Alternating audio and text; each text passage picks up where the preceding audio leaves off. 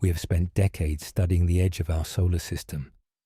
We have named its layers, measured its boundaries, and tracked the faint signals returning from the only probes we have ever sent that far. And yet, for everything we have learned, the outer solar system remains one of the least understood regions in all of astronomy.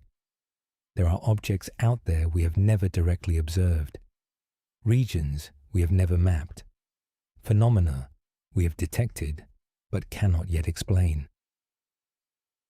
Welcome to Sleepy Time Universe, where the biggest questions in science are explored at the pace of a calm and restful night. We are going to spend some time with all of that, with the questions that remain open, with the discoveries that have not yet been made.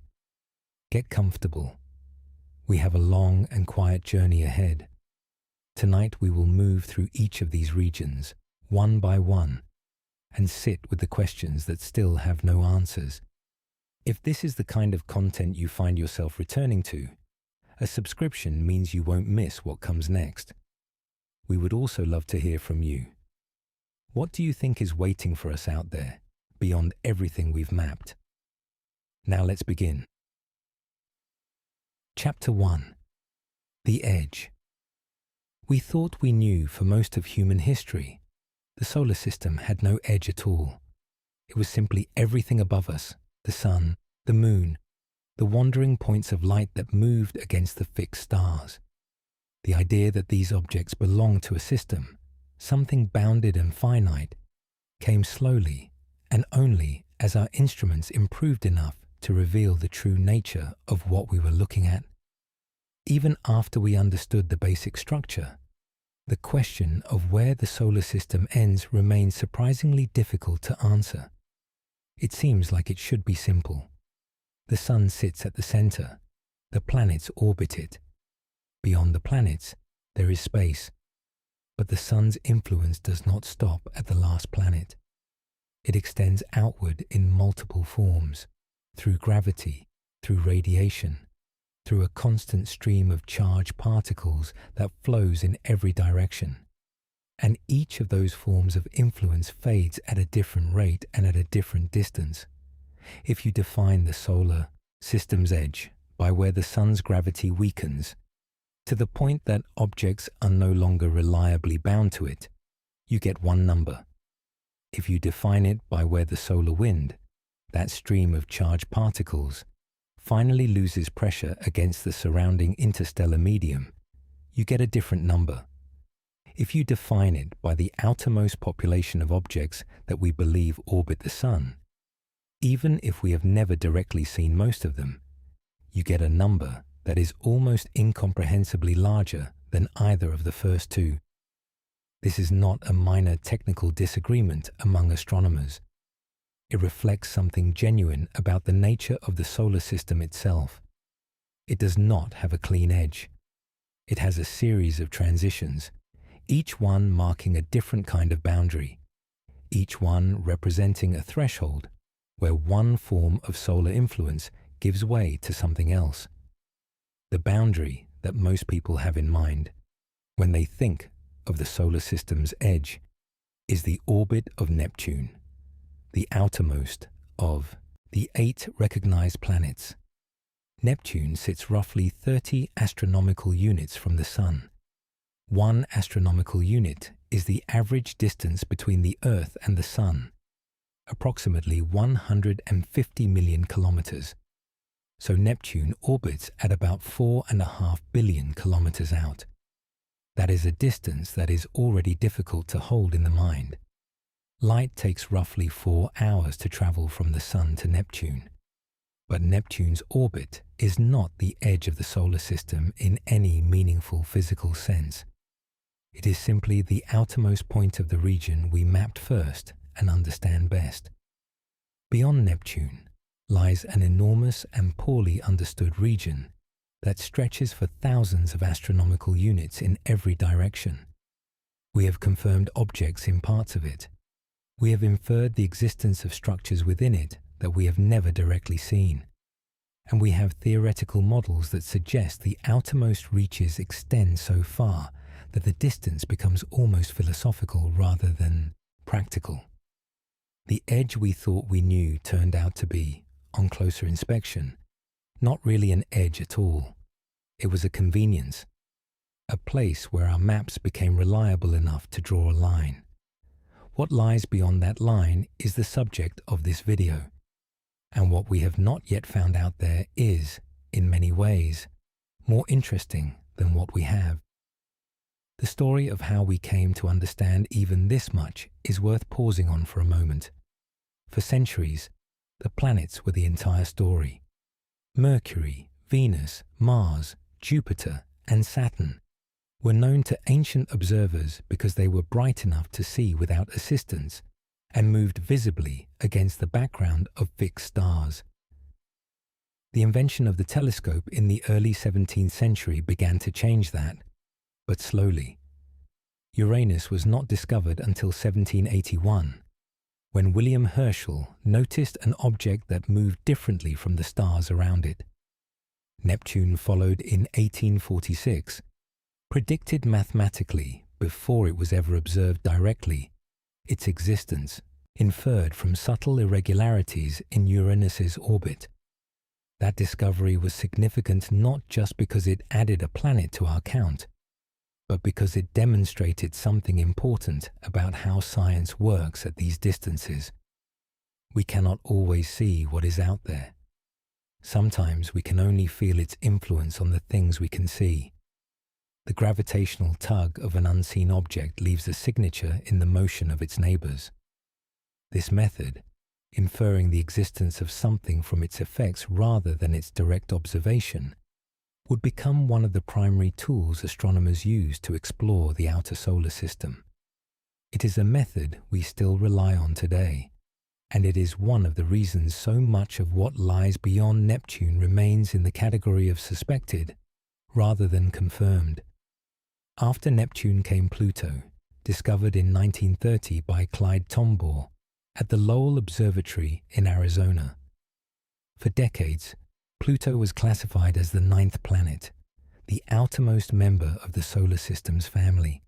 But, beginning in the 1990s, astronomers began finding other objects in the same general region, some of them nearly as large as Pluto itself. By 2006, the International Astronomical Union had formally redefined what counted as a planet, and Pluto was reclassified as a dwarf planet, a member of a much larger population of objects occupying the region beyond Neptune known as the Kuiper Belt. The Kuiper Belt itself extends from roughly 30 to 50 astronomical units from the Sun. It contains hundreds of thousands of objects larger than 100 kilometers across, and countless smaller ones. We have directly observed and catalogued thousands of them. But the Kuiper Belt is not the outer edge of the solar system either. It is simply the next layer out, the next region where our maps have some detail, some confirmed objects, some measured orbits. Beyond it, the maps thin out again. And beyond that thinning, there are regions we have barely begun to probe. What makes this layered structure so compelling and so humbling is the realization that each time we extended our instruments a little further, we found more objects, more complexity, more structure we had not anticipated.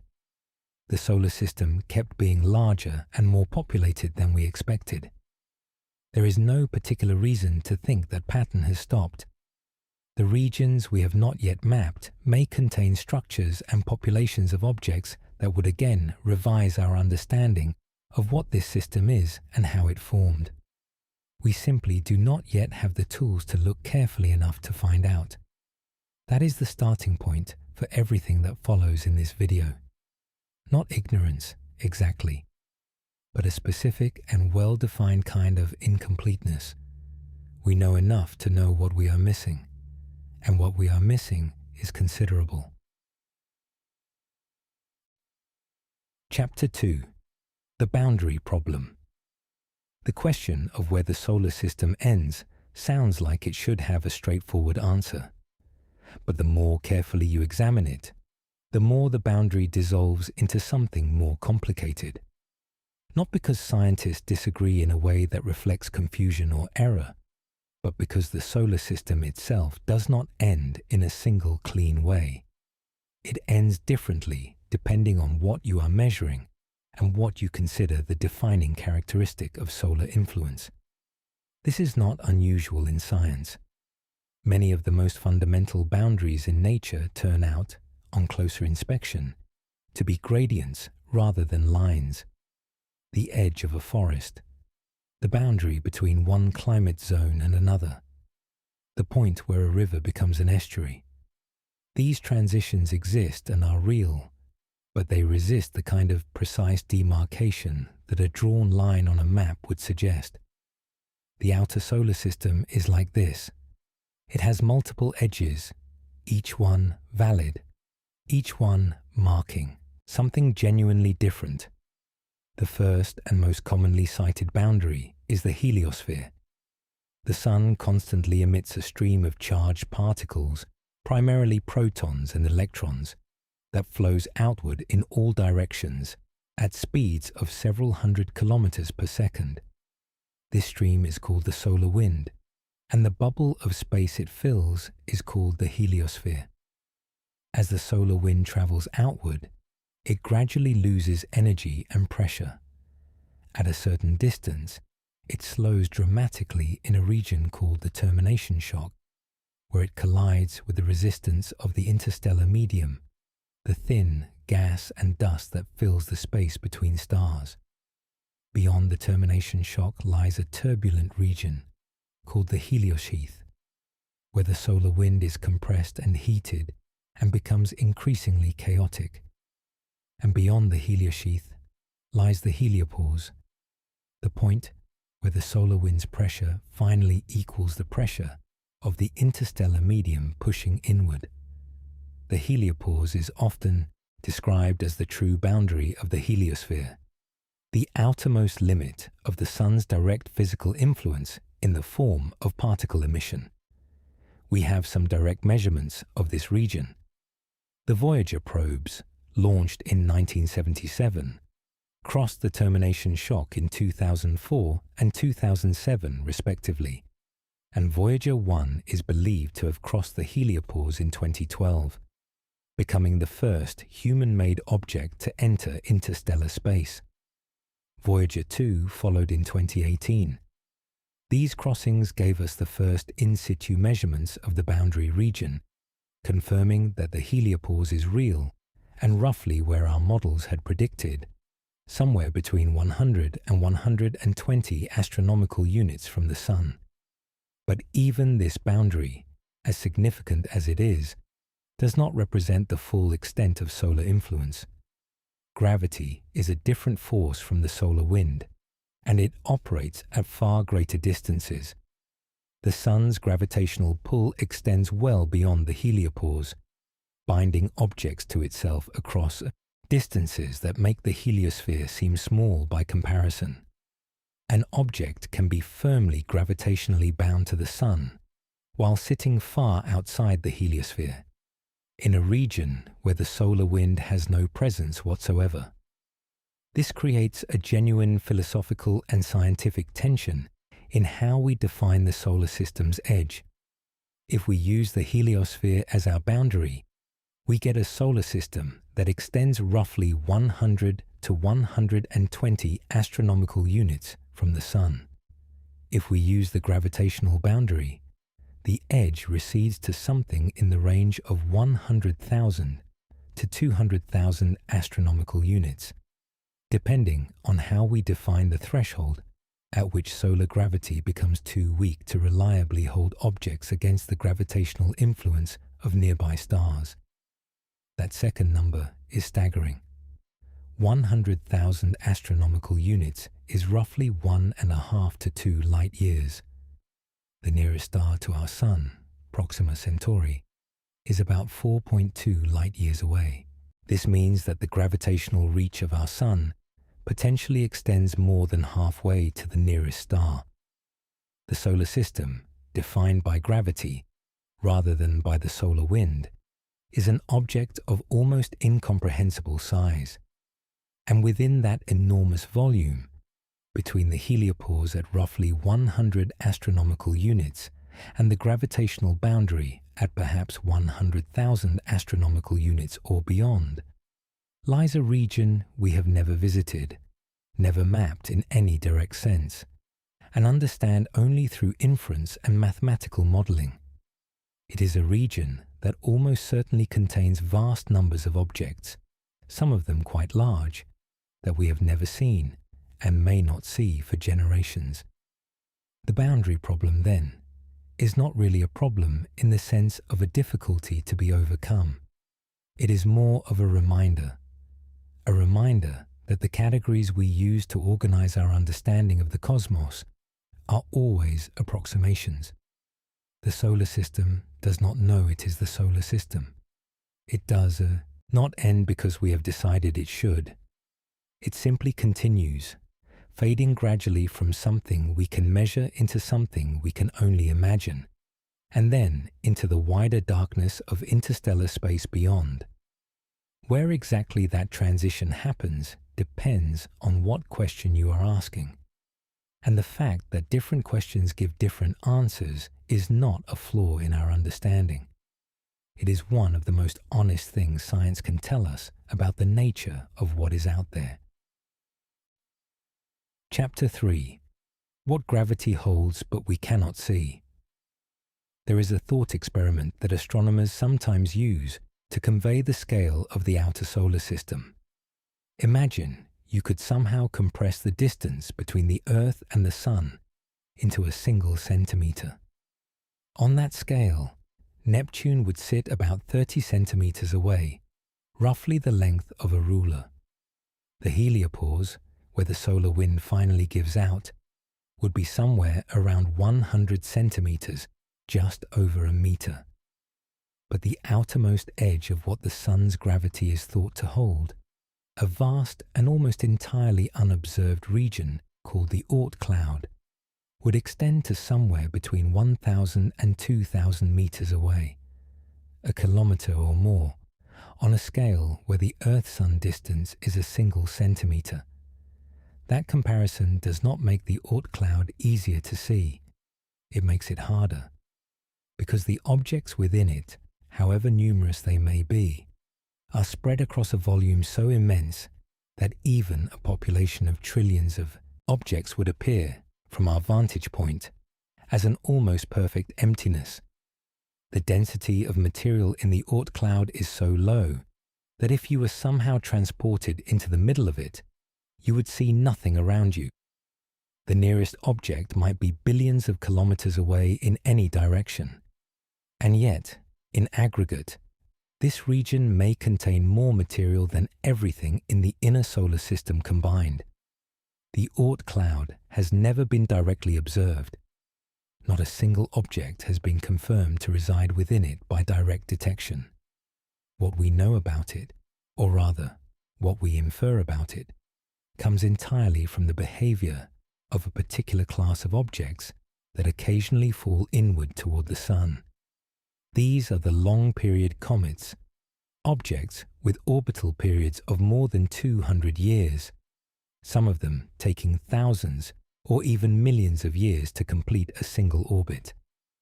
When astronomers trace the paths of these comets backward through time, the mathematics consistently points to a source region at enormous distances from the Sun, a vast spherical shell surrounding the entire solar system at distances between roughly 2,000 and 100,000 astronomical units. The Dutch astronomer Jan Oort proposed this structure in 1950, working from the orbital data of a small number of known long-period comets.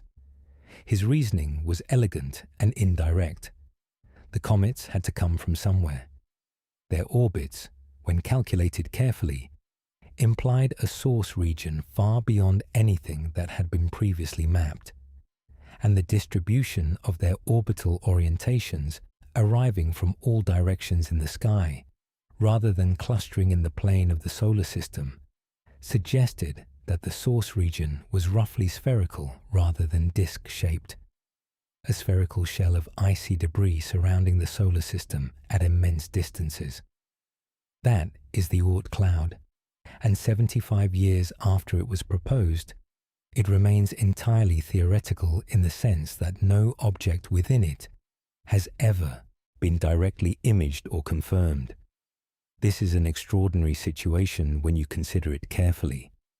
We are describing a structure that may contain trillions of objects, that surrounds our entire solar system, that may extend nearly halfway to the nearest star, and that we have never once seen directly. Every piece of knowledge we have about it is inferred. The comets that fall inward are messengers from a place we have never looked at, carrying information about a region we can only reconstruct from their trajectories. What do we think is out there? The leading models suggest that the Oort Cloud is populated primarily with icy bodies, the frozen remnants of material from the early solar system that was scattered outward by gravitational interactions with the giant planets, particularly Jupiter and Saturn, during the period of intense dynamical activity that followed the solar system's formation approximately 4.5 billion years ago.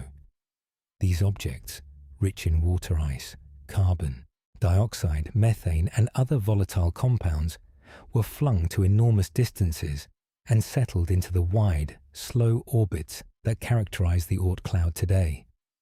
Some of them are almost certainly quite large. We know that the inner solar system contains dwarf planets, objects hundreds or thousands of kilometers across.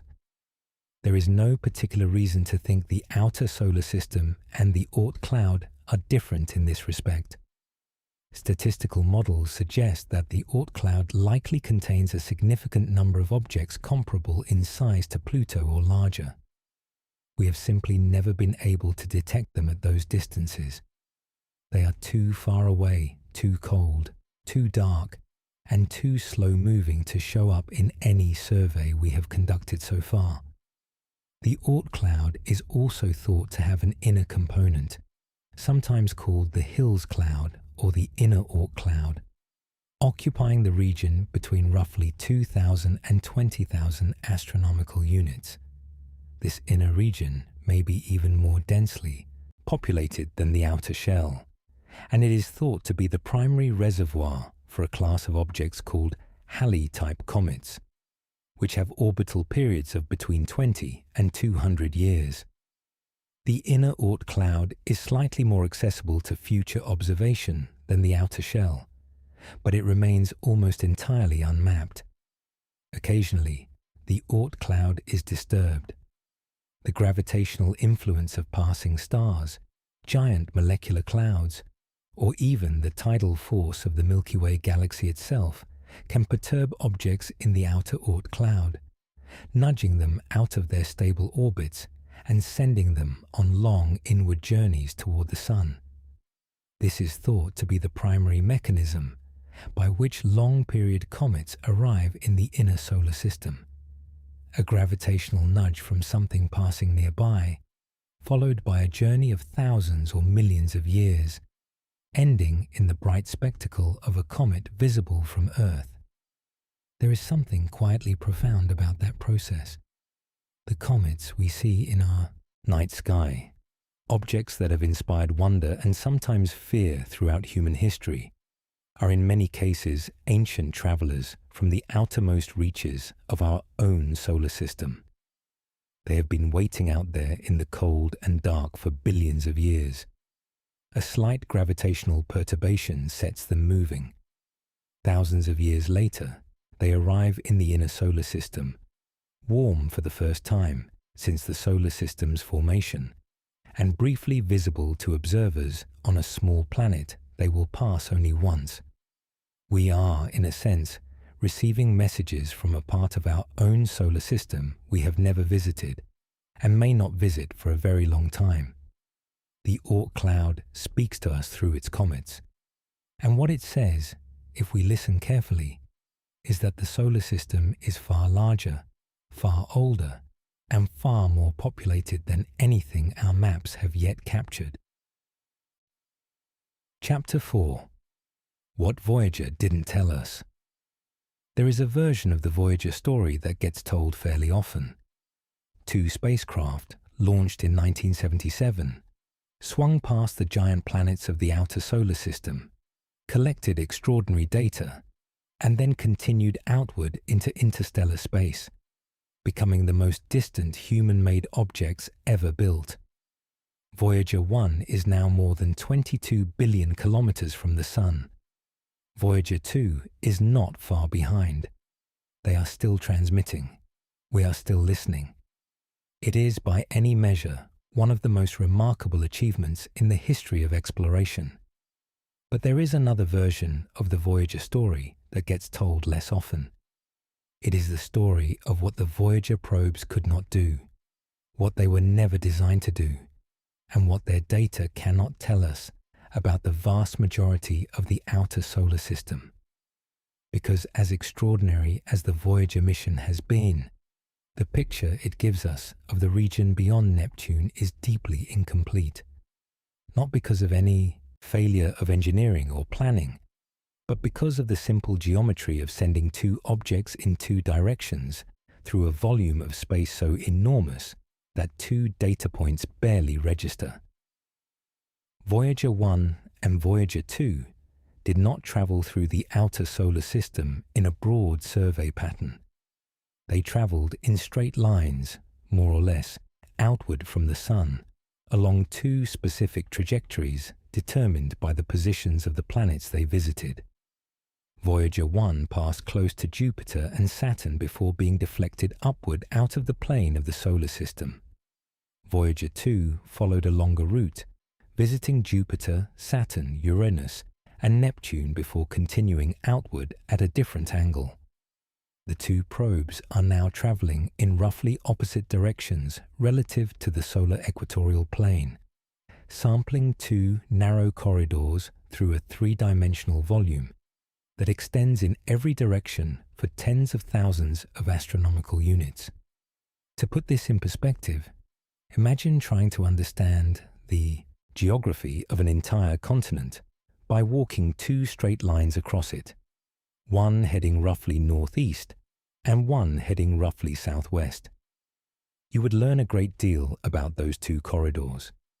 You would have almost no information about anything that lay more than a few kilometers to either side.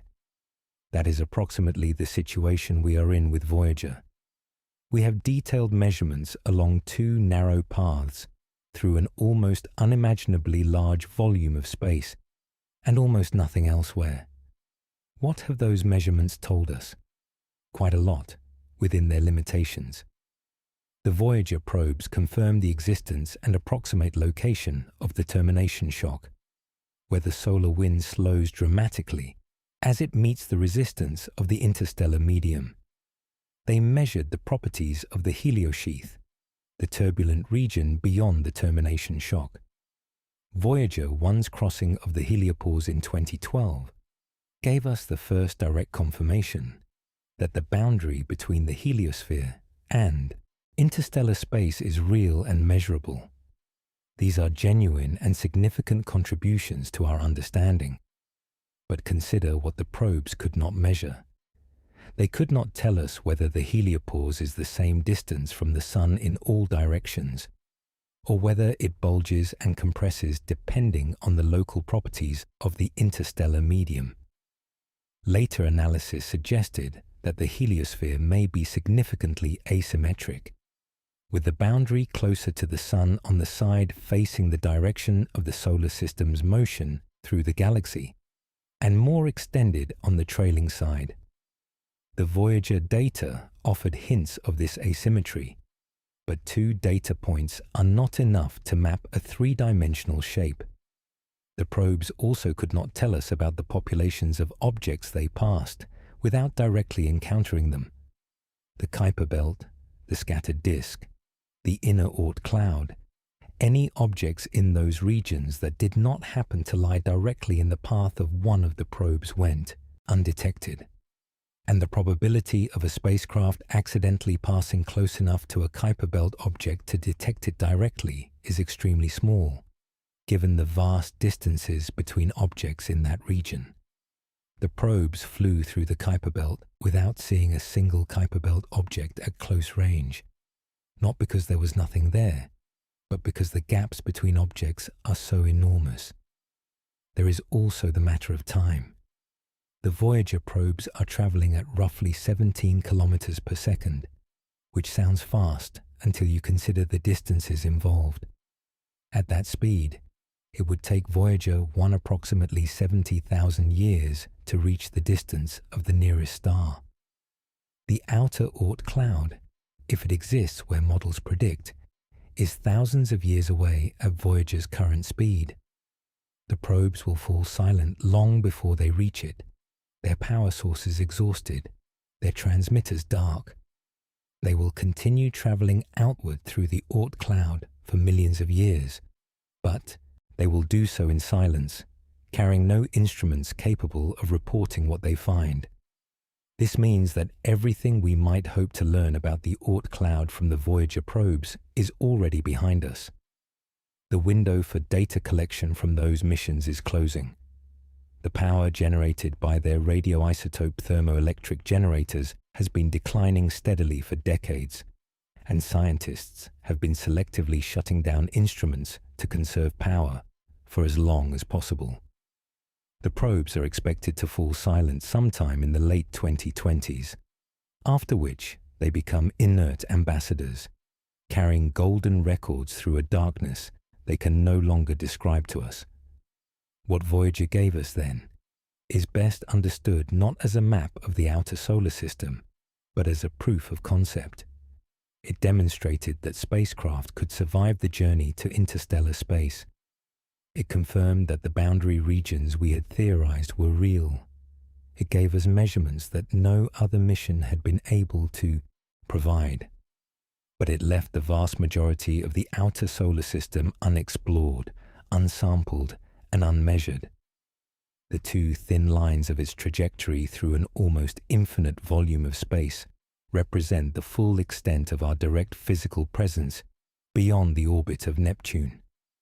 Everything else we know, or think we know, about the outer solar system has been gathered from a distance, from telescopes on the ground and in orbit, from the mathematical analysis of light curves and orbital perturbations, from models built on assumptions that have never been directly tested in the regions they describe.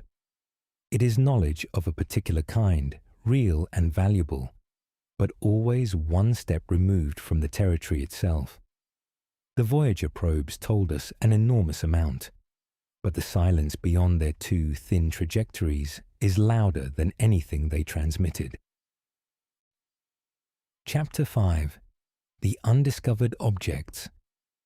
In the history of astronomy, some of the most significant discoveries have begun not with an observation, but with an absence.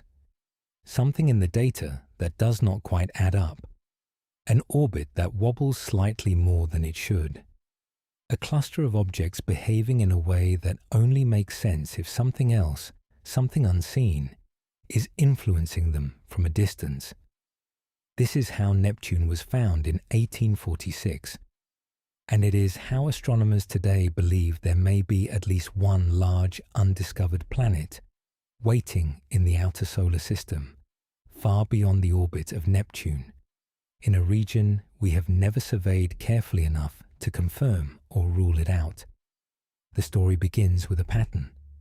In the early 2000s, astronomers studying a group of small distant objects in the outer solar system noticed something unusual about their orbits.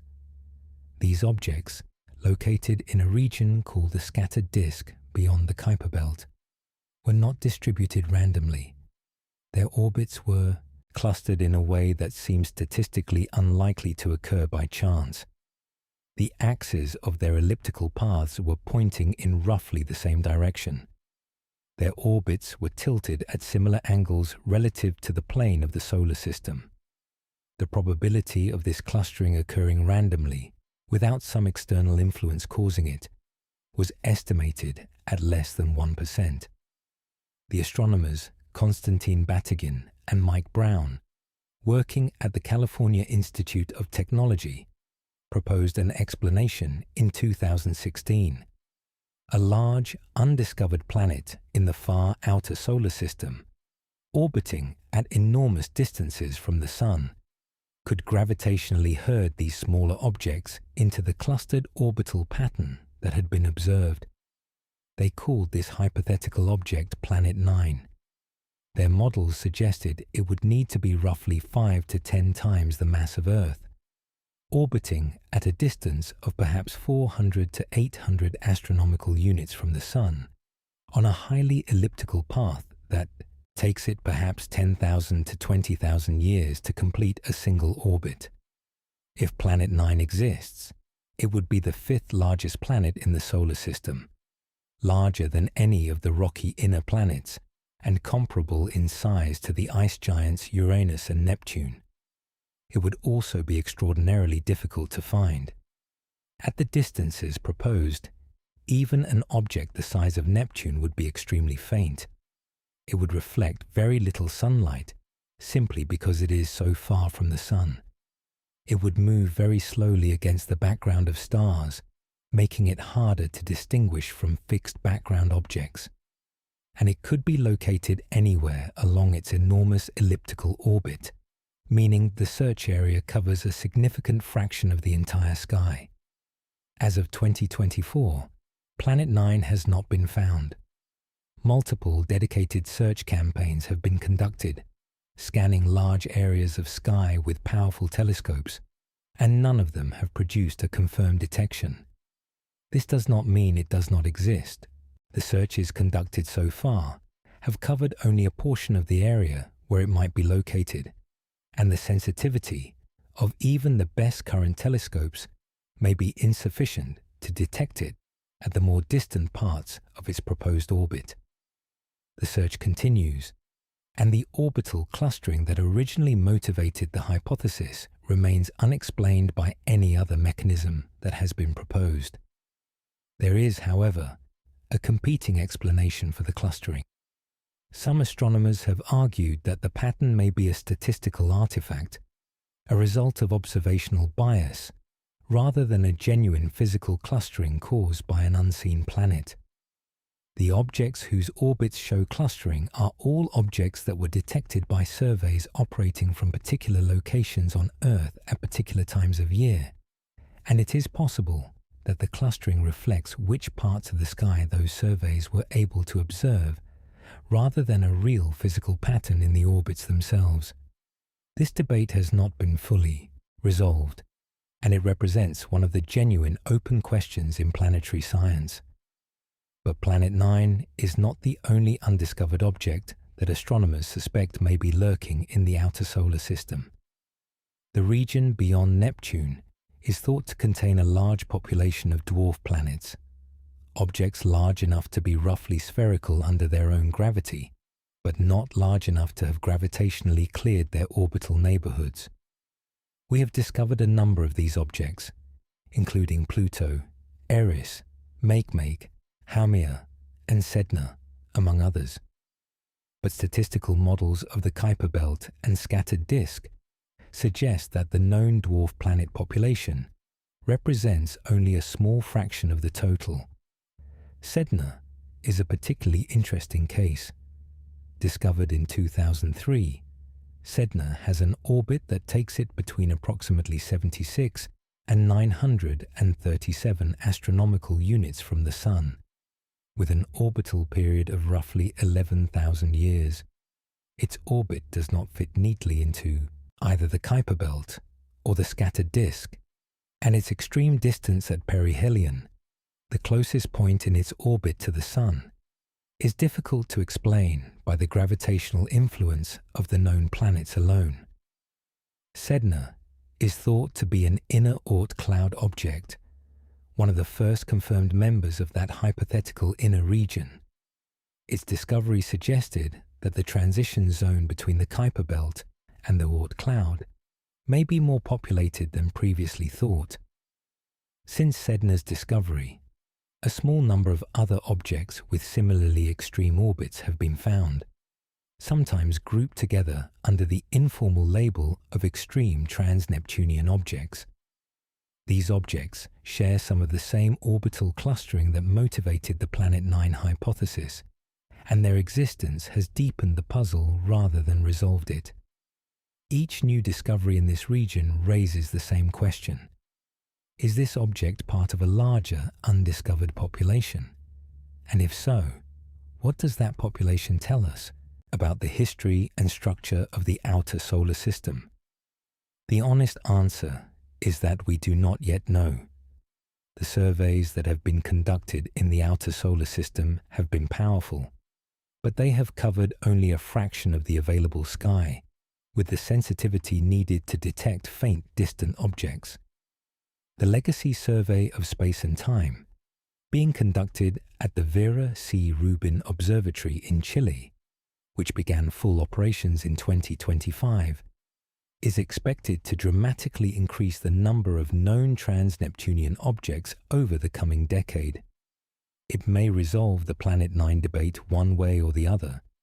It will almost certainly reveal new populations of objects and new orbital patterns that will require explanation. What we know with confidence is that the outer solar system is not empty.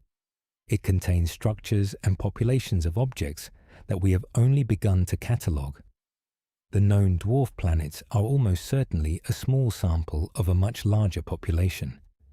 The orbital anomalies we have detected are real, even if their cause is still debated.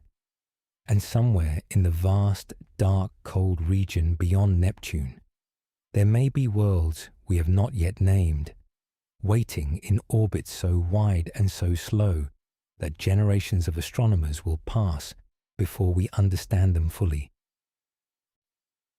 Chapter 6. Dark Regions We Can't See. There is a particular kind of frustration that comes with studying the outer solar system. It is not the frustration of encountering something that resists explanation. It is the more fundamental frustration of not being able to look carefully enough in the first place. The outer solar system is not hidden from us in the way that the interior of a planet is hidden, or the way that events before the Big Bang are hidden. It is simply very far away, very dark and very cold. And those three properties, in combination, place hard limits on what our instruments can detect, regardless of how sophisticated they become. The darkness is the most immediate problem. Objects in the outer solar system are illuminated by sunlight, but sunlight at those distances is extraordinarily faint.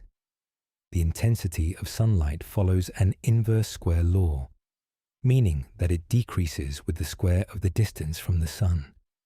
An object twice as far from the sun as another receives only 1/4 of the sunlight. An object 10 times as far receives only 1/100th. At the distance of Neptune, sunlight is already roughly 900 times fainter than it is at Earth. At the distance of the hypothetical Planet 9, it would be tens of thousands of times fainter still.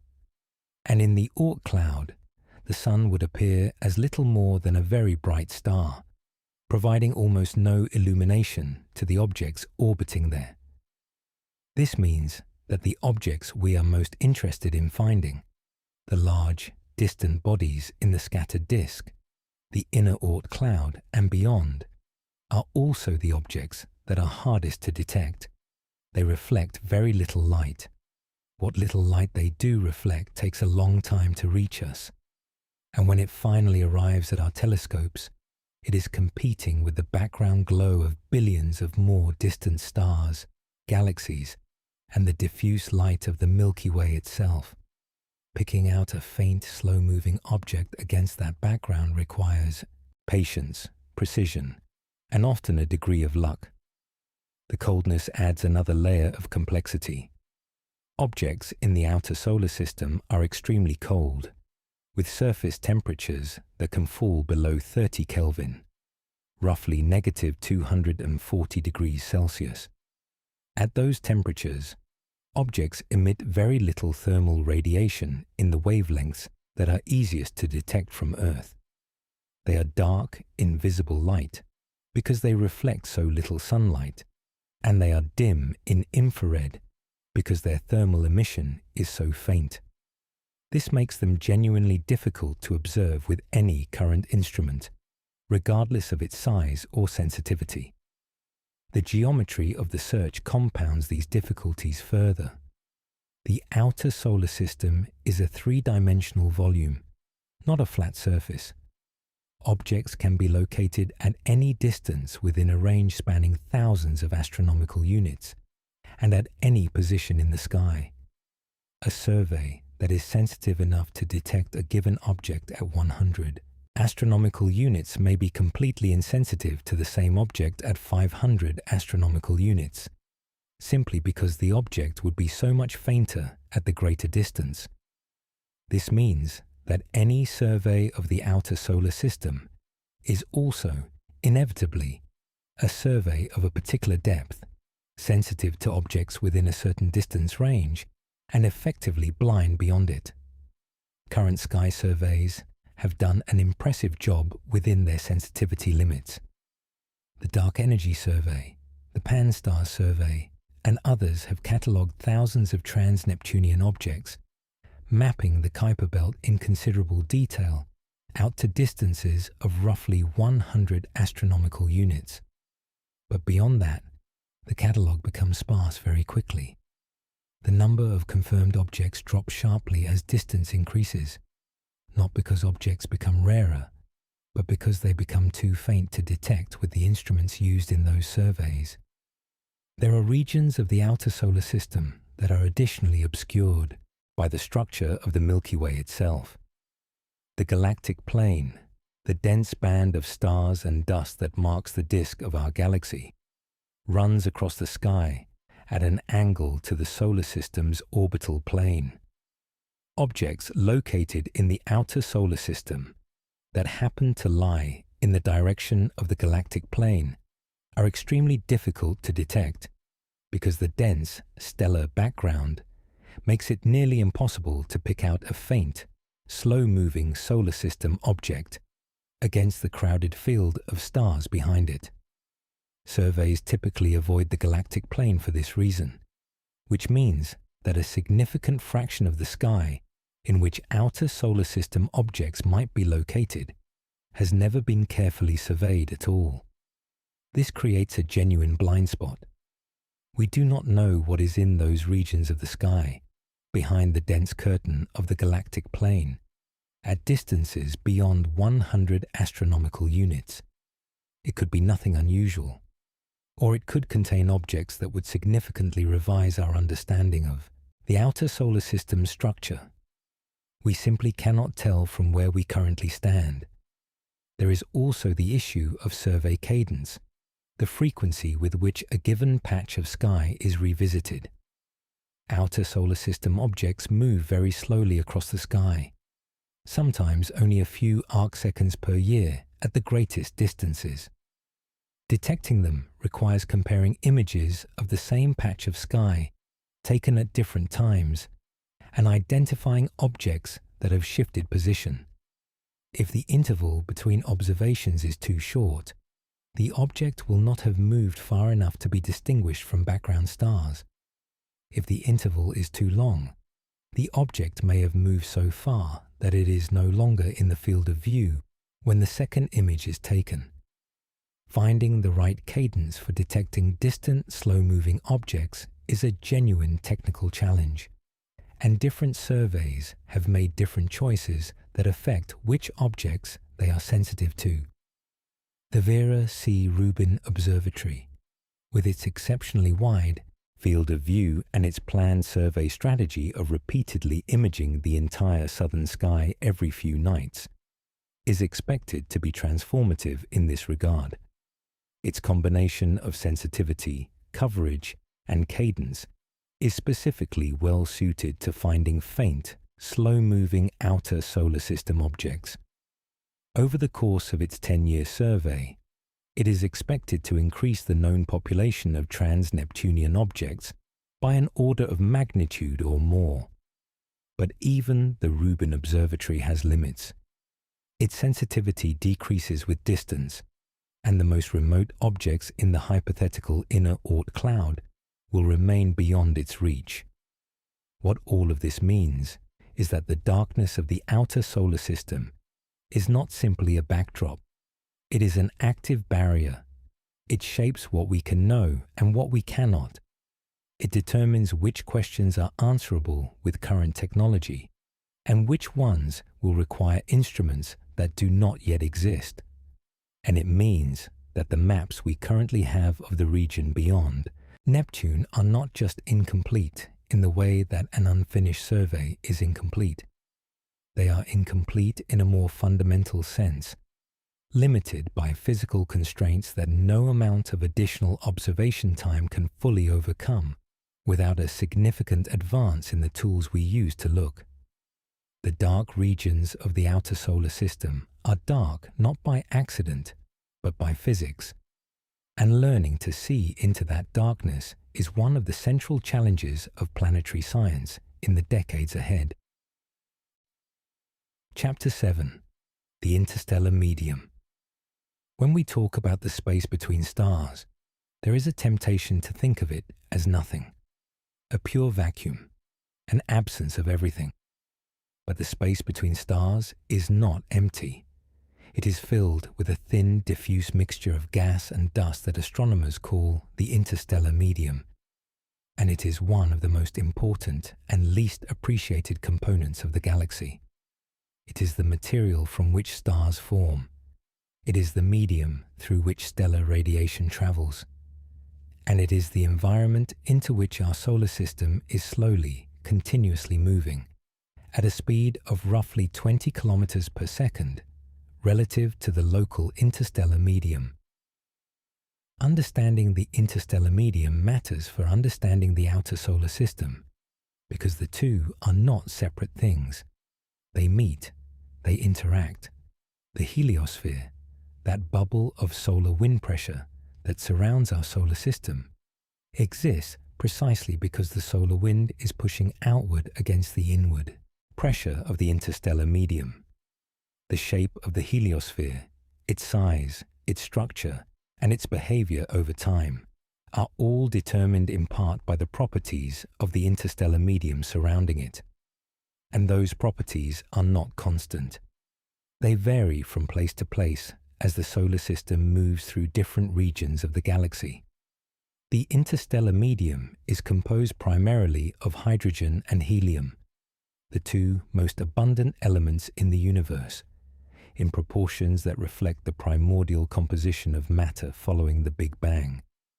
But it also contains heavier elements, carbon, oxygen, nitrogen, silicon, iron, and others, produced by generations of stars that lived and died before our solar system formed.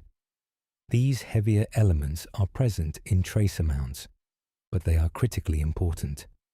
They are the raw material from which rocky planets, organic molecules, and ultimately living organisms are built. The gas in the interstellar medium exists in several distinct phases, each characterized by different temperatures and densities. The coldest and densest phase consists of molecular clouds, regions where the gas is cold enough and dense enough for atoms to combine into molecules, primarily molecular hydrogen, but also more complex compounds including water, ammonia, carbon monoxide, and even simple organic molecules. These molecular clouds are the birthplaces of stars. When a region within a molecular cloud becomes dense enough, gravity takes over and the cloud begins to collapse, eventually forming a protostar at its center. Our own sun formed from such a cloud approximately 4.6 billion years ago. Between the molecular clouds lies a warmer, less dense phase of gas called the warm neutral medium, and beyond that, an even hotter and more diffuse phase called the warm ionized medium, where the gas is hot enough that its atoms have lost one or more electrons and exist as ions, rather than neutral atoms. And threading through all of these phases is an even hotter component, the hot ionized medium or coronal gas, produced by supernova explosions that heat the surrounding interstellar gas to temperatures of millions of degrees. This hot gas expands outward from supernova sites, creating enormous bubbles of hot, tenuous plasma that can persist for millions of years. Our solar system currently resides within one of these bubbles, a region of hot, low-density interstellar gas called the local bubble. The local bubble is thought to have been created by a series of supernova explosions over the past 10 to 20 million years, which evacuated the surrounding interstellar medium and left behind a region of unusually hot, tenuous gas, extending roughly 300 light-years in several directions. Within the local bubble, the interstellar medium is significantly less dense than average, which means that the heliosphere is somewhat larger than it would be if the solar system were moving through a denser region of the galaxy. Near the edge of the local bubble, and currently partially surrounding our solar system, is a denser cloud of interstellar gas and dust called the local interstellar cloud, sometimes also called the local fluff. This cloud is moving relative to our solar system, and our solar system is partially embedded within it. The interaction between the local interstellar cloud and the heliosphere is an active area of research, and some models suggest that variations in the local interstellar environment over geological timescales may have had measurable effects on Earth's climate, and even on the rate of cosmic ray bombardment reaching the inner solar system. This is a remarkable idea when you sit with it for a moment. The interstellar medium, that thin and apparently inert background filling of the galaxy, may have influenced the history of life on Earth by altering the properties of the heliosphere at different points in the past. As the solar system moves through denser or more active regions of the interstellar medium, the heliosphere would compress or expand in response, changing the degree to which it shields the inner solar system from galactic cosmic rays. Higher cosmic ray flux reaching Earth could affect cloud formation, atmospheric chemistry, and ultimately surface temperatures. The connection between the interstellar environment and Earth's long-term history is speculative but not implausible, and it is an active area of scientific investigation. The dust component of the interstellar medium is also worth considering separately from the gas. Interstellar dust consists of tiny solid particles, typically between a few nanometers and a few micrometers in size, composed of silicates, carbonaceous material, and in some cases ice mantles. These particles are produced primarily in the outer atmospheres of evolved stars and in the remnants of supernova explosions, and they are gradually destroyed by the harsh radiation environment of interstellar space and by collisions with each other and with gas atoms. The balance between production and destruction maintains a roughly steady population of dust particles throughout the interstellar medium. Interstellar dust is important for several reasons. It absorbs and scatters starlight, making distant stars appear dimmer and redder than they would otherwise. It provides surfaces on which atoms can combine into molecules, facilitating the chemistry of the interstellar medium. And it is a component of the material from which new solar systems form. The dust in the disk that surrounded our young sun eventually clumped together to form the rocky bodies of the inner solar system, including the Earth itself. We are, in a very literal sense, made of interstellar dust. Some of that dust also enters our solar system from outside. Interstellar dust particles moving through the local interstellar cloud are not all deflected by the heliosphere. Some of them penetrate into the inner solar system, where they can be detected by spacecraft instruments The Ulysses and Cassini spacecraft both detected interstellar dust particles during their missions, and the data they collected gave astronomers a direct sample of the material filling the space between the stars. It is one of the more quietly extraordinary facts of space exploration that we have literally caught pieces of the interstellar medium and measured their properties. The interstellar medium, then, is not nothing. It is a complex, dynamic, multi-phase environment that surrounds our solar system, interacts with it continuously, and has been doing so for the entire 4.5 billion years of the solar system's existence. Understanding it is not separate from understanding the outer solar system. It is part of the same story, the story of where our solar system ends and where the wider galaxy begins, and how the boundary between the two is not a wall, but a conversation. Chapter 8: Signals We Can't Explain. Science progresses in two directions at once. There is the direction of confirmation, where predictions are tested and found to be correct, where models are validated and understanding deepens. And there is the direction of anomaly, where something turns up in the data that does not fit, that resists explanation, that sits quietly at the edge of our understanding and refuses to go away. The outer solar system has produced more than its share of anomalies, signals and measurements that our best models struggle to account for, patterns in the data that suggest something is happening out there that we do not yet fully understand. Some of these anomalies have been resolved over time, explained by better models or more careful analysis. Others have persisted for decades, surviving repeated attempts to explain them away, and remain genuinely open questions. They are worth examining carefully, not because they necessarily point to exotic or dramatic explanations, but because they illustrate something important about the limits of our current understanding. The outer solar system is a place where our models are tested against reality and sometimes found wanting. One of the most discussed anomalies in the history of outer solar system exploration is the Pioneer anomaly. The Pioneer 10 and Pioneer 11 spacecraft, launched in 1972 and 1973 respectively, were among the first probes sent into the outer solar system. As they traveled outward beyond the orbit of Neptune, tracking data revealed that both spacecraft were decelerating slightly more than could be accounted for by the known gravitational influences of the Sun and planets.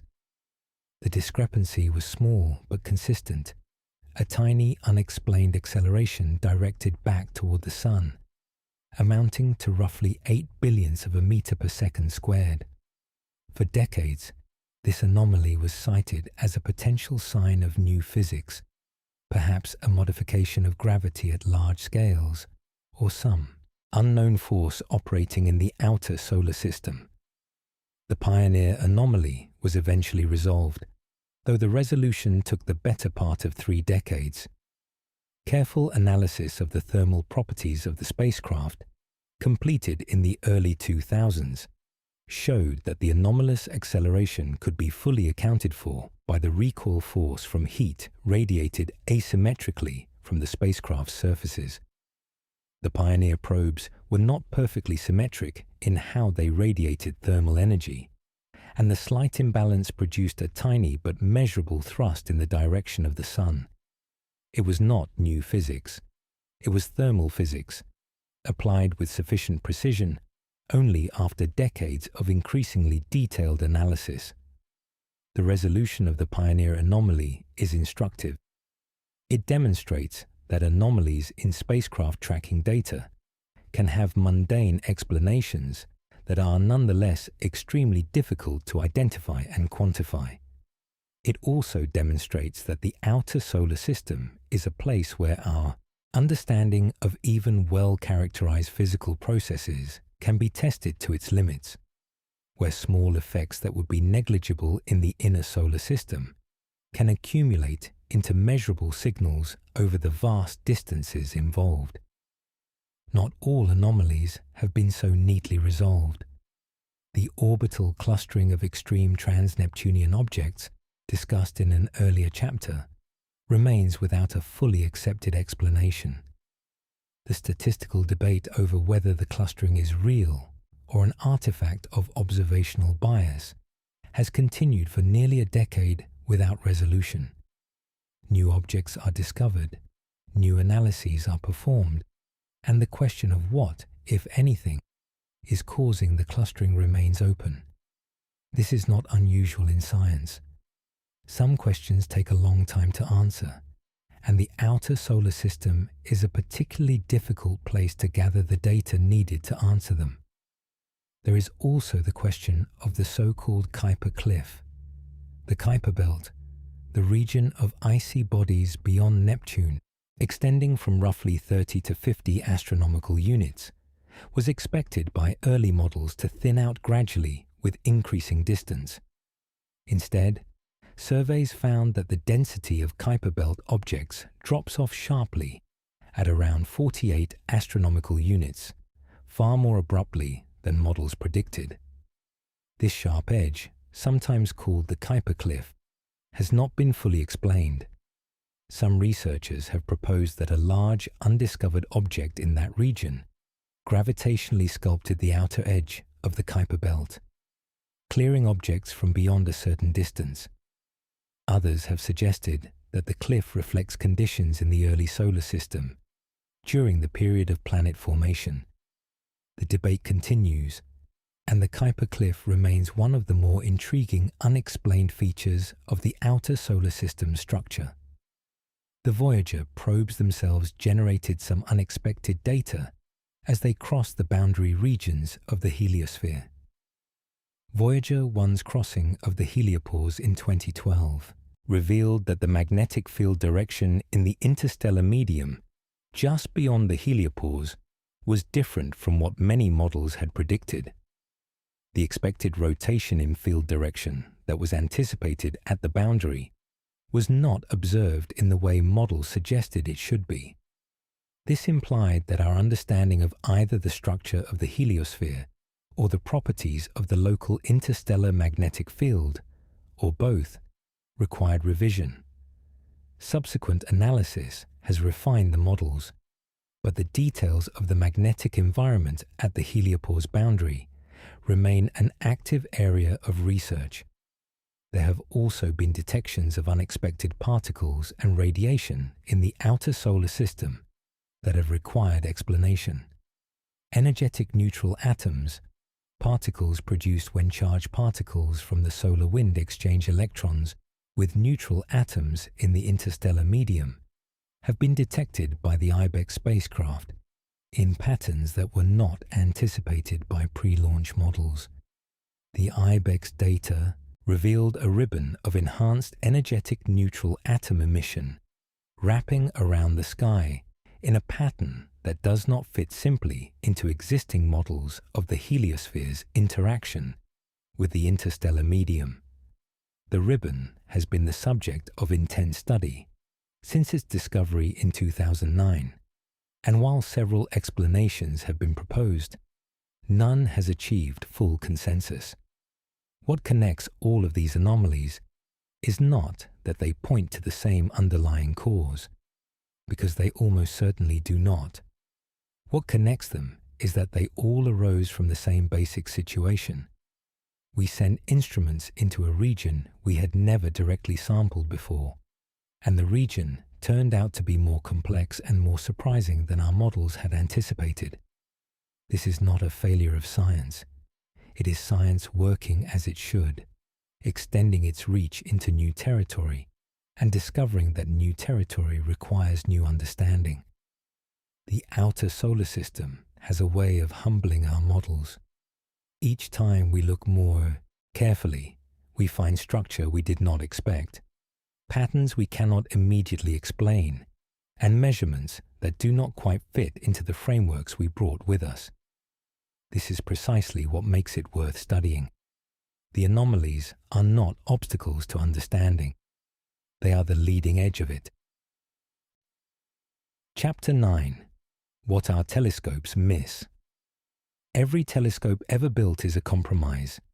It is optimized for certain wavelengths, certain sensitivities, certain fields of view, and certain cadences.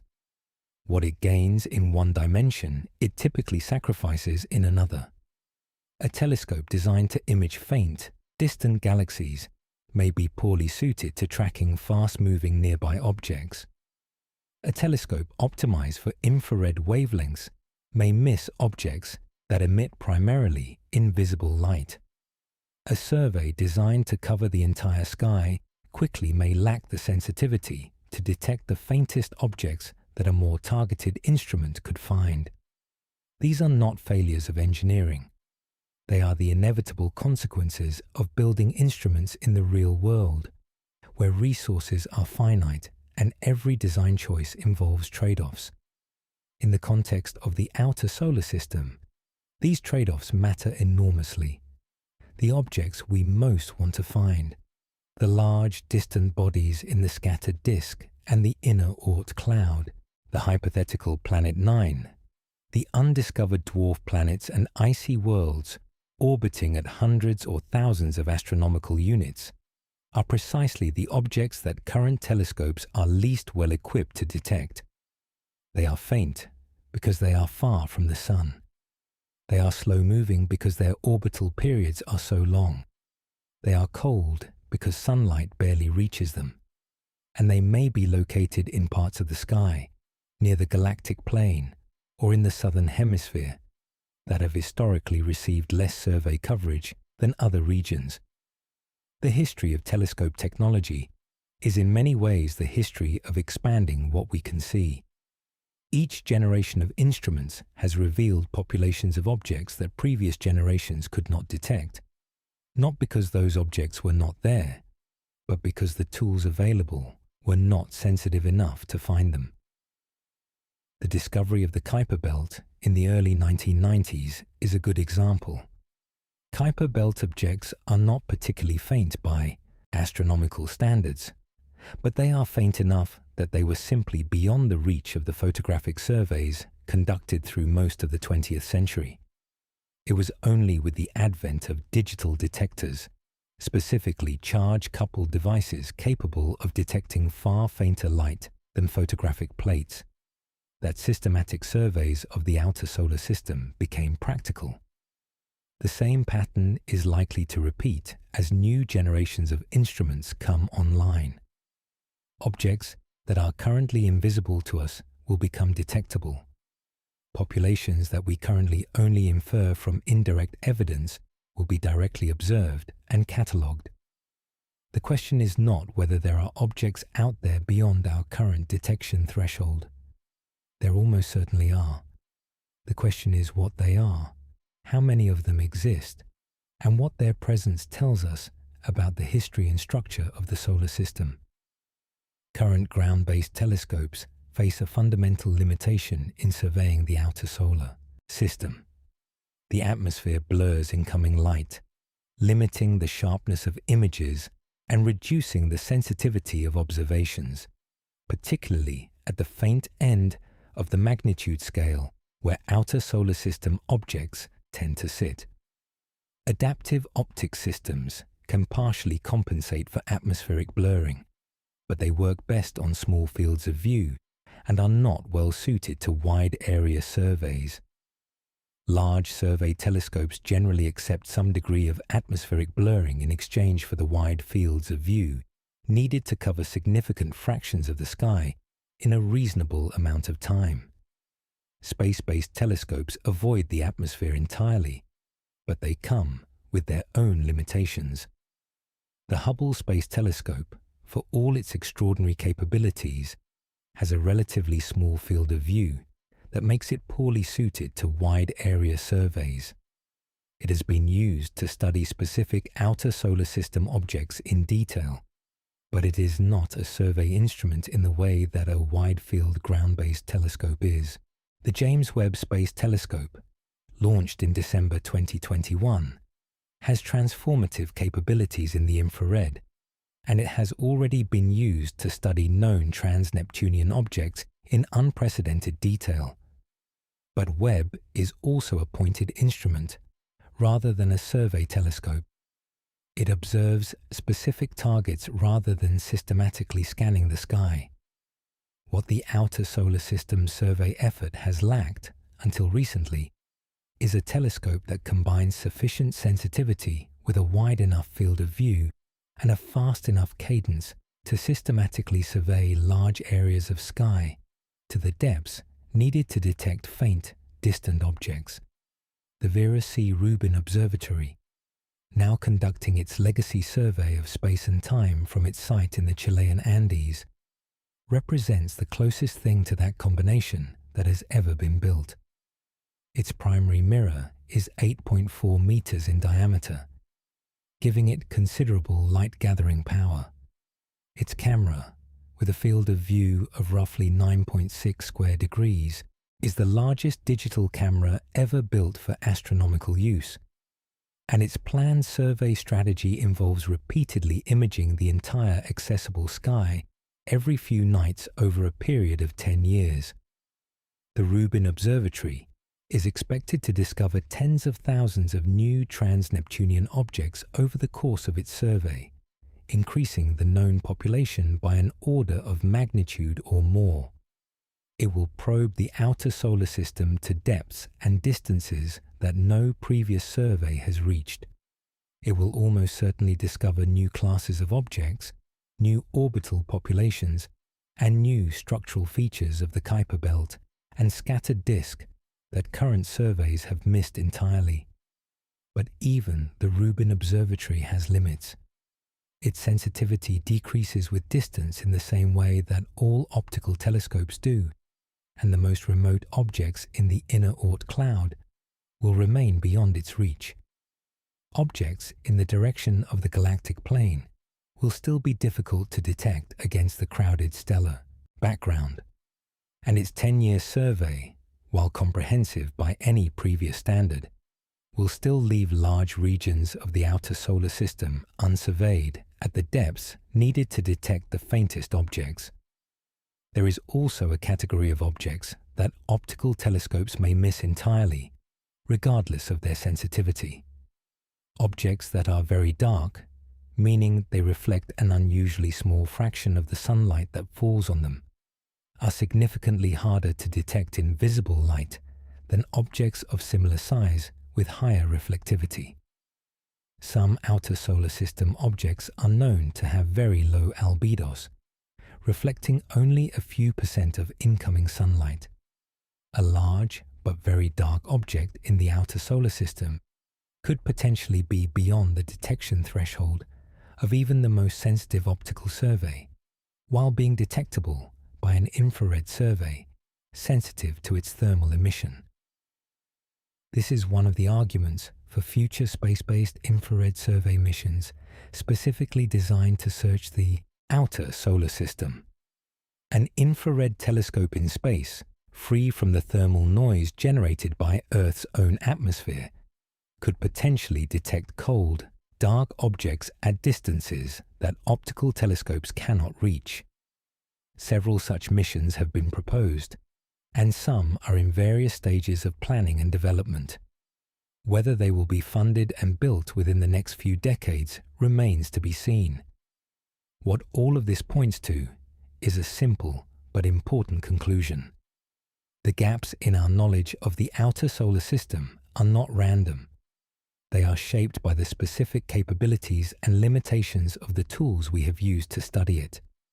We know what we know because of what our telescopes can see, and we do not know what we do not know because our telescopes cannot yet see it. As the tools improve, the picture will change. New objects will appear where there seemed to be emptiness. New patterns will emerge from what seemed to be noise, and the outer solar system will reveal itself gradually and, on its own terms, as something considerably more complex and populated than our current maps suggest. Chapter 10. Future Missions. There is a long tradition in space exploration of dreaming further than current technology allows. The missions that eventually fly are almost always preceded by decades of proposals, studies, and advocacy, most of which never leave the drawing board. This is not waste. It is the necessary process by which the scientific community identifies its priorities, develops the technical understanding needed to make ambitious missions feasible, and builds the case for the resources required to carry them out. The outer solar system has been the subject of this kind of forward planning for many years, and the missions currently being discussed represent some of the most ambitious in the history of planetary science.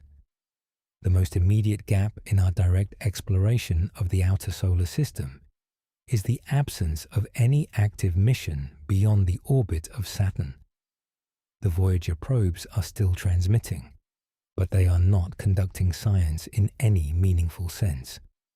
Their remaining instruments are measuring a handful of basic properties of the interstellar environment along their respective trajectories, and even those measurements will cease when their power sources are finally exhausted, expected sometime in the late 2020s. Beyond that, humanity will have no operating spacecraft in the outer solar system for the first time since the early 1970s. This gap has motivated considerable discussion within the planetary science community about what should come next. The most ambitious proposal currently under serious consideration is a dedicated interstellar probe mission, an uncrewed spacecraft designed specifically to travel beyond the heliopause and conduct systematic measurements of the outer heliosphere, the boundary regions, and the near interstellar medium. Unlike the Voyager probes, which cross those regions as a byproduct of missions primarily designed to study the giant planets, an interstellar probe would be designed from the outset to study the boundary regions themselves, with instruments optimized for that purpose and a trajectory chosen to maximize scientific return. Studies conducted at Johns Hopkins Applied Physics Laboratory and elsewhere have outlined what such a mission might look like.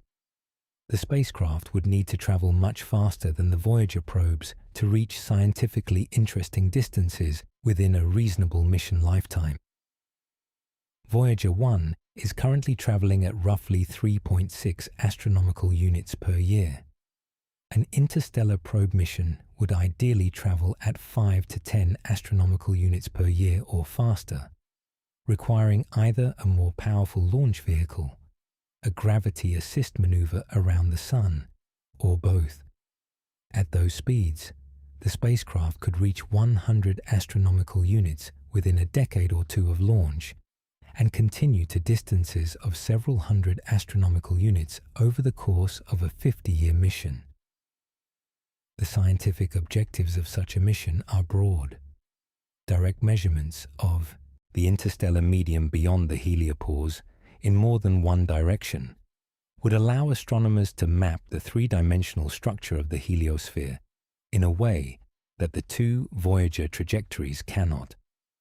Measurements of the magnetic field, particle populations, and dust content of the local interstellar medium would provide ground truth for models that currently rely on indirect observations, and the journey outward would pass through the inner regions of the Kuiper belt and scattered disk, offering opportunities for close observations of trans-Neptunian objects that would be impossible from Earth. A dedicated Neptune orbiter mission is also under active consideration. Neptune and its large moon Triton are among the least studied bodies in the solar system. Voyager 2 conducted a flyby of Neptune in 1989, gathering data over a period of several days as it passed through the system at high speed. That flyby revealed Neptune as a dynamic and complex world, with a massive storm, system, a surprisingly active magnetic field, and a moon, Triton, that shows signs of geological activity and is thought to be a captured Kuiper belt object.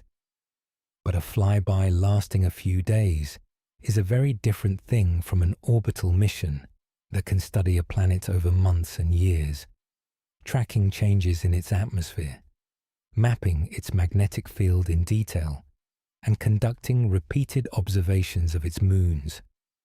A Neptune orbiter, combined with a probe that could descend into Neptune's atmosphere and measure its composition directly, would address some of the most fundamental questions about ice giant planets, a class of world that is poorly understood, despite being one of the most common types of planet found around other stars.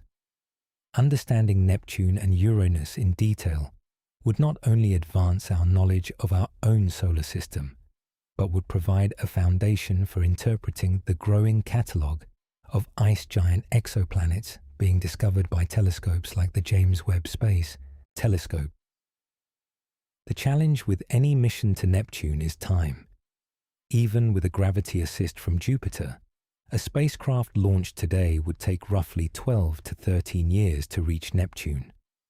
An orbital insertion burn would then slow the spacecraft enough to be captured by Neptune's gravity. The total mission duration from launch to end of primary science operations might span 20 to 25 years. This requires a level of institutional commitment and long-term planning that is genuinely difficult to sustain in any space agency, where priorities and budgets shift over time. Beyond Neptune, proposals have been made for missions to specific trans-Neptunian objects of particular scientific interest. Sedna, with its extreme orbit and its status as a likely inner Oort Cloud object, has been identified as a high-priority target. A mission to Sedna would need to be launched within a relatively narrow window, as Sedna is currently near its closest approach to the Sun and will not return to similar distances for another 11,000 years.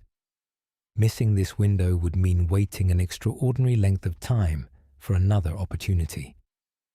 The scientific return from a Sedna mission could be extraordinary, potentially providing the first direct measurements of an inner Oort Cloud object and shedding light on the conditions in the early solar system that scattered these objects to such remote orbits.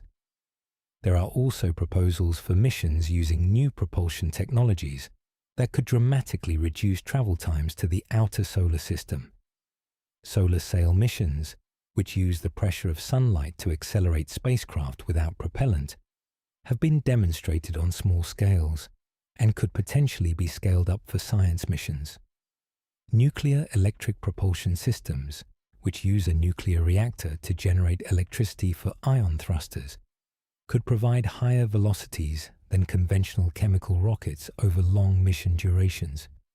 And more speculative technologies, including laser-propelled light sails and nuclear pulse propulsion, have been studied as potential means of reaching interstellar distances within a human lifetime, though none of these are close to being technically ready for implementation. What connects all of these proposals is a shared recognition that the outer solar system is one of the most scientifically rich and least explored regions within our reach. The missions we have sent so far have returned extraordinary science, but have barely scratched the surface of what is there to be learned.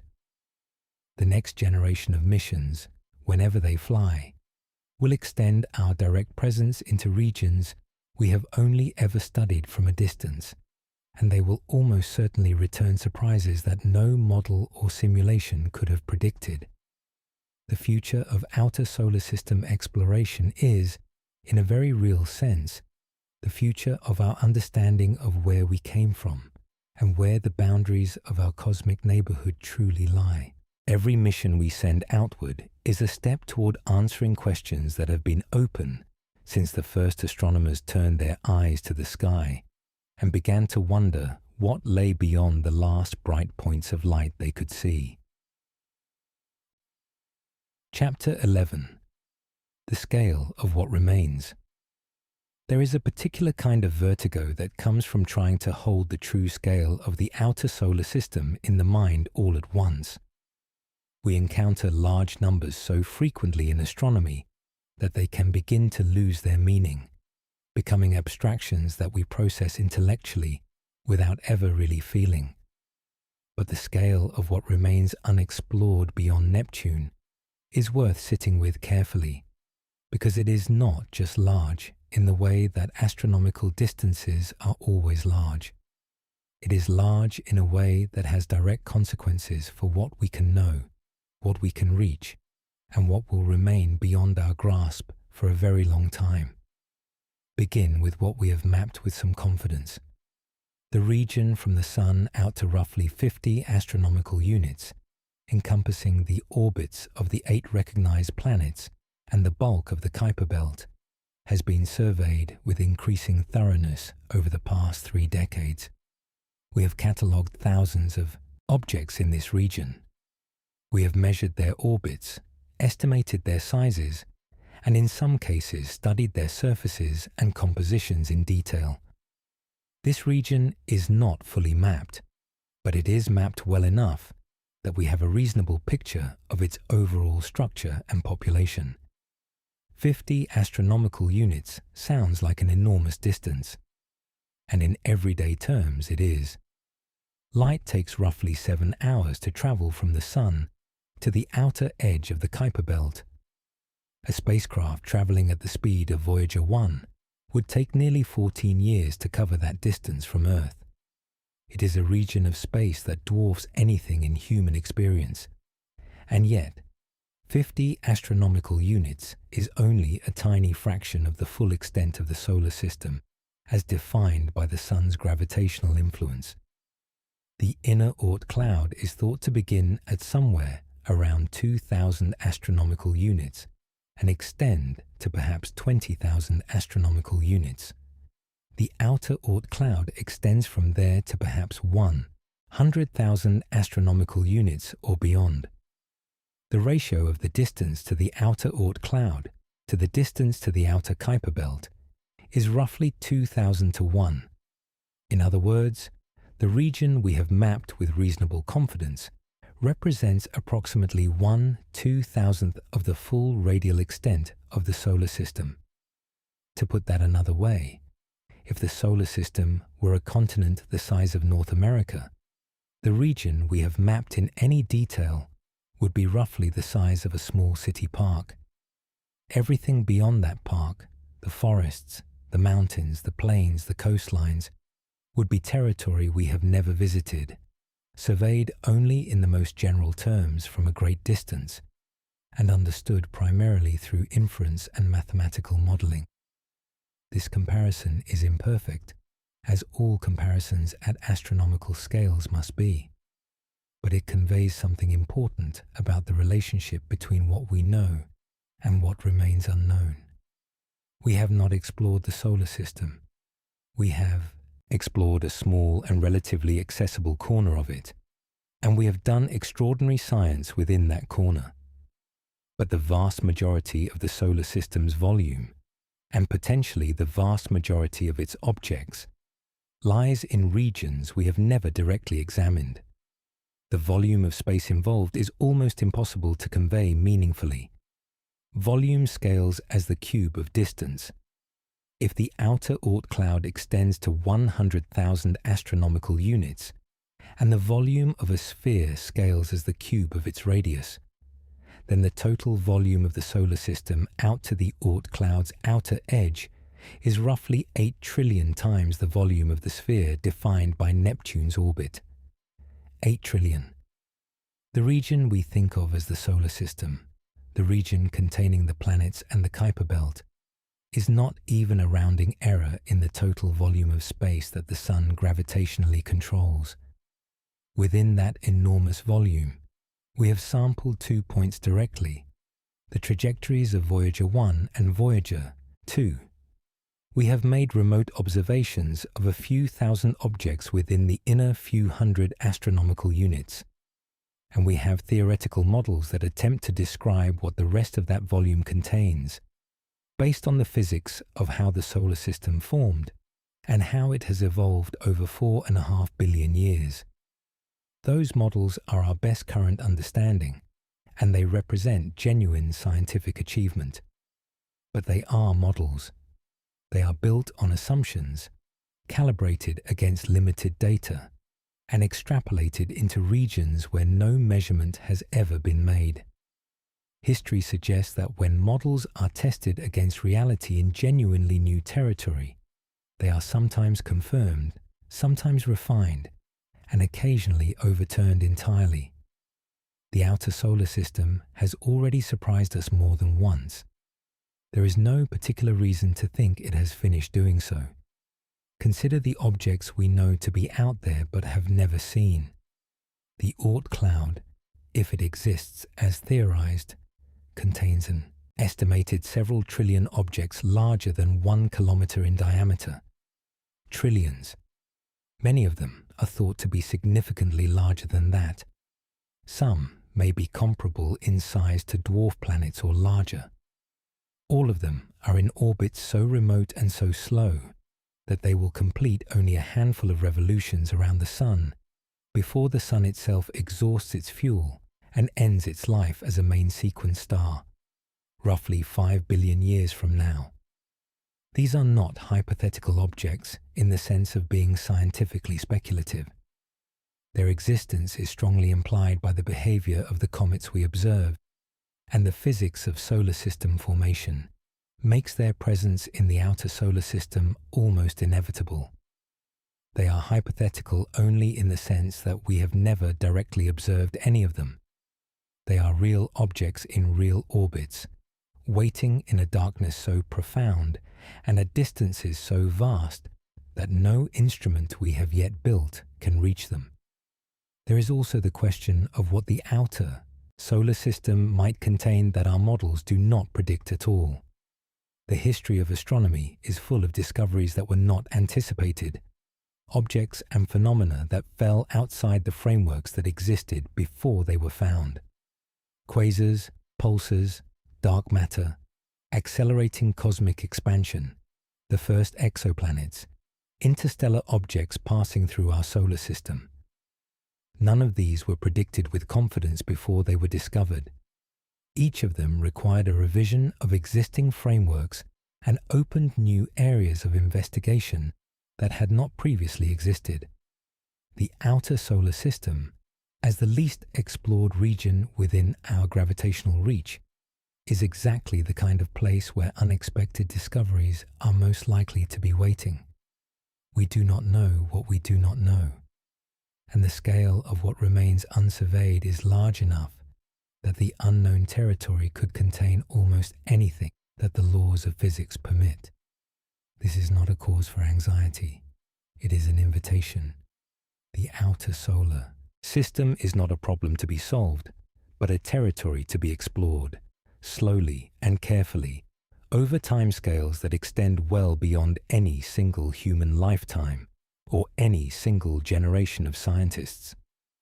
The work of understanding it has barely begun, and the scale of what remains is, in that sense, not a measure of our ignorance, but a measure of how much remains to be discovered. Chapter 12. What it means not to know. There is a phrase that appears sometimes in scientific writing, usually in the conclusions of papers that have reached the limits of what current data can tell them. The phrase is simply this: further study is needed. It is often read as a kind of admission of defeat, a polite way of acknowledging that the question has not been answered. But there is another way to read it. Further study is needed is also a statement of confidence. Confidence that the question is worth pursuing. Confidence that the tools to answer it either exist or can be built. Confidence that the universe, however vast and however indifferent, is at least in principle knowable. The outer solar system is a place where further study is very much needed, and sitting with that fact, really sitting with it rather than rushing past it toward the comfort of what we do know, reveals something important about the nature of scientific knowledge and about the particular kind of understanding that astronomy offers. We live in an era of extraordinary scientific achievement. the James Webb Space Telescope has returned images of galaxies forming less than 300 million years after the Big Bang. Gravitational wave detectors have heard the collision of black holes a billion light-years away. The Event Horizon Telescope produced the first image of a black hole's shadow, confirming predictions made a century earlier by general relativity.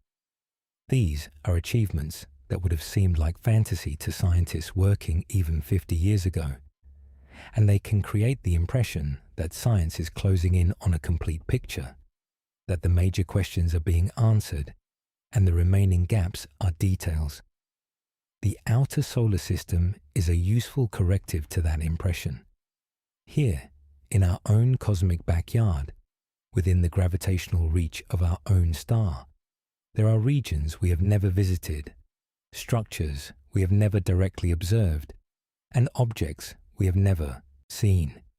The maps are sparse, the models are untested, and the territory is so vast that it will take generations of effort and technological development before we can claim to have surveyed it in any meaningful sense. This is not unique to the outer solar system. There are many frontiers in science where knowledge thins out into uncertainty, and uncertainty fades into genuine ignorance. The deep ocean floor, the interior of the Earth below the crust, the first moments after the Big Bang, the nature of consciousness, the question of whether life exists elsewhere in the universe. In all of these domains, we know enough to know roughly what we do not know, and that itself is a form of progress. Knowing the shape of your ignorance is different from simply not knowing. The outer solar system offers a particularly clear illustration of this kind of structured ignorance. We know that the Oort Cloud almost certainly exists, because the comets that visit the inner solar system require a source, region at those distances. We know that the outer solar system contains more objects than we have catalogued, because the statistical properties of the ones we have found imply a much larger underlying population. We know that the boundary between the solar system and interstellar space is not a sharp line, but a complex transition region with properties that vary in ways we do not yet fully understand. We know all of this without having directly observed most of it. This kind of knowledge, indirect, inferential, constrained by the limits of our instruments, is genuinely different from the knowledge we have of things we can directly measure and observe. It is not less valid, but it carries a different kind of uncertainty. It is more vulnerable to being overturned by a single unexpected observation. It depends on the correctness of assumptions that have never been directly tested in the relevant domain. And it requires a particular kind of intellectual honesty to hold it properly, to neither dismiss it as mere speculation, nor treat it as established fact. The scientists who study the outer solar system are, in a sense, practicing a discipline that sits at the boundary between what is known and what is imagined. They work with data that is sparse and difficult to interpret. They build models that they know are incomplete. They make predictions that may not be testable for decades, if ever. And they do this not despite the uncertainty, but because of it. Because the outer solar system is one of the last great unexplored territories within our reach, and the questions it poses are among the most fundamental that planetary science can ask. What formed out there in the early solar system and was scattered to the distant reaches by the gravity of the giant planets? What objects orbit in the vast darkness beyond Neptune that we have never detected? How does the Heliosphere interact with the local interstellar medium over timescales of millions of years? And what effects has that interaction had on the inner solar system and on Earth? Is there a large undiscovered planet in the outer solar system? And if so, what does its presence tell us about how the solar system formed? These are not small questions. They touch on the origin and structure of the solar system, on the conditions that made Earth habitable and on the broader question of how planetary systems form and evolve throughout the galaxy. Not knowing the answers to these questions is not a comfortable position. Science, like most human endeavors, is more satisfying when it produces answers than when it produces more refined versions of the same questions. But there is a kind of intellectual richness in the not knowing that is worth acknowledging. The outer solar system reminds us that the universe is not obligated to be comprehensible on human timescales. It does not arrange itself for our convenience. It simply is what it is, at whatever scale and complexity it happens to occupy, and our understanding of it grows slowly, incrementally, through the patient accumulation of data and the gradual refinement of models. There is also something quietly clarifying about contemplating the limits of what we know. The outer solar system is a place where our maps end and the territory continues, where the names we have given to things give way to regions that have no names because we have never seen them clearly enough to name them, where our most sophisticated instruments reach their limits and return only silence. That silence is not empty. It is full of objects and phenomena and structures that exist independently of our knowledge of them, waiting in orbits that were old before our species existed, in a darkness that has never been illuminated by anything other than the faint light of a distant star. We will learn more. The telescopes will improve. The missions will launch. The data will accumulate. And the picture of the outer solar system will become clearer, more detailed, more surprising than it is today. But it will never become complete. There will always be another layer of distance, another region beyond the current frontier, another question that the latest answer has opened up. That is the nature of exploration, and it is also, in its own quiet way, one of the most reassuring things about it. The universe is larger than our understanding of it. It always has been. And if the outer solar system teaches us anything, it is that this is not a temporary condition waiting to be corrected. It is the permanent situation of any mind reaching outward into a cosmos that has no obligation to be finite, no requirement to be fully knowable, and no intention of running out of things to reveal. If you found some rest in these ideas tonight, a like or a subscribe helps others find their way to this corner of the universe.